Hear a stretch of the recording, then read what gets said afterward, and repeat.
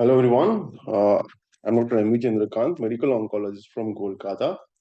Well, today I will be presenting a retrospective analysis of 54 patients from our Indian subcontinent from two institutions from Kolkata and Delhi.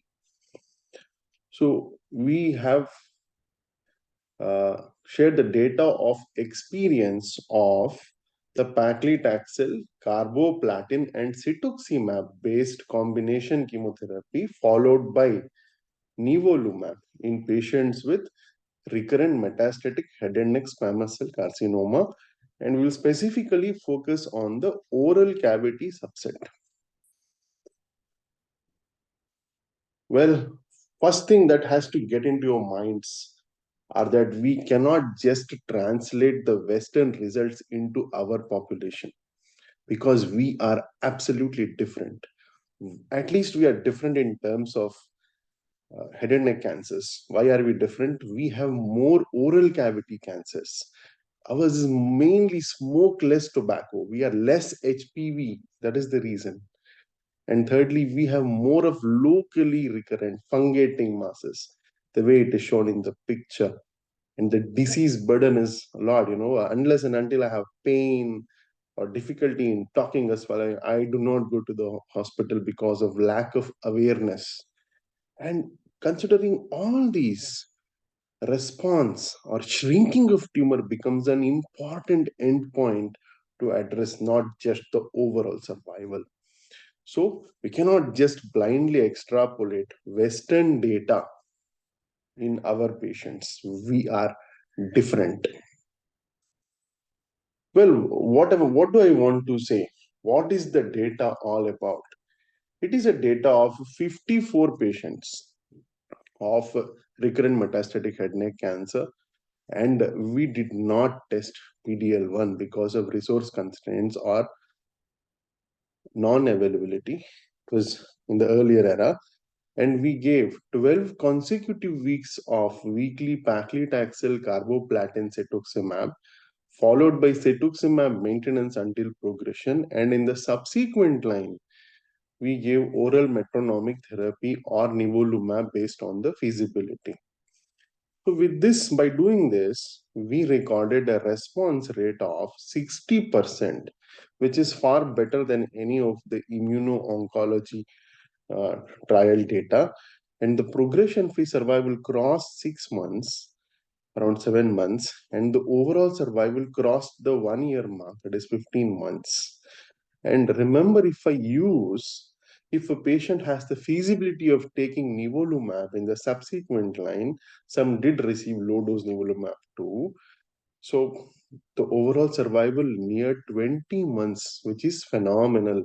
Always have some survival landmarks in mind. If I had used only chemotherapy, platinum based, the survival was around 6 months.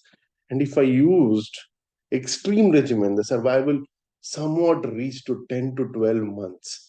And the moment I start using immuno-oncology drugs, I'm trying to reach 1.5 years or 18 months. So like this, from half a year to 1 year to 1.5 years, the increment is there. And now here, if I use this judicious combination and sequencing, we are able to achieve an overall survival near into 2 year mark. So this is the hallmark highlight of this particular study. So you look into the keynote 048 study, that is a pembrolizumab in the first line setting, the overall survival is just around 1 year.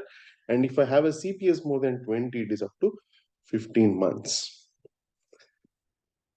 Well, so the problem with oral cavity is less represented in Western trials. And in our patients, oral cavity is most common. And we have seen time and again that oral cavity cancers do not do that well with immunotherapy because they are not HPV driven. It is tobacco driven, and they don't do that well with immunotherapy. And that is what we have seen in the keynote pembrolizumab data. So 60% were oral cavity cancers, and we had a 64% overall response rate, and the PFS crossing 6 months mark, and the overall survival has further increased to 17.8 months in the all the population. But in those population where nivolumab could be taken in the second line, the survival reached up to 22 months, which is sort of the highest overall survival that we can think of in the head and neck squamous cell carcinoma. It is almost more than doubling of the perceived overall survival. If I can use this judicious Paclitaxel carbocetuximab followed by nivolumab sequencing. Well, what is so unique of this data? This is the first data of real world Indian patients having 30% patients had a performance status 2 and 30% patients had comorbidities like heart disease, renal impairment, diabetes, hypertension, and so on. And they were all unselected for PDL1. 60% were oral cavity cancers, and we did not use toxic regimens.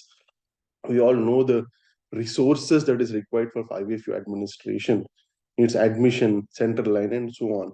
So no 5FU, no docetaxel, no cisplatin, simple Pacli carbocetuximab weekly when it is given, and you use a proper sequence with nivolumab, some low dose nivolumab also. There has been an improvement in overall survival nearing 2 year mark, and this is the closest possible data you can have that you can get to day-to-day practice. What are the possible drawbacks of the study? It is a retrospective study, and we have only 54 patients from two institutes, and we did not select the patients for HPV or PDL1. And there is a selection bias because those patients that really did well, who could afford, went on to nivolumab, probably better patients received nivolumab, and we have not recorded the quality of life data in this. Well, what are the conclusions we can draw? We Indians are different. We are more of tobacco, oral cavity, recurrent, bulky, and HPV negative cancers. We cannot just blindly extrapolate Western data to our population. We have what I presented is the closest possible data that mimics our clinical practice. This is the data where we do not have 5FU, no docetaxel, no cisplatin, simple weekly Pacli carbocetuximab, and upon judicious sequencing, we're able to attain an overall survival nearing 2 year mark, which is highest recorded in the present day. And it does exquisitely well even in the oral cavity subset. And therefore, weekly Pacli carbocetuximab can be considered as the standard first line treatment in our set of patients. So, this is an example of how one of our patients is a nurse who works with us and how it has responded. A fast and furious disease needs quick and deep response. And with smart sequencing, you will also get durable benefit. And look at the number of cycles she has received. I would thank all of you for your patient listening.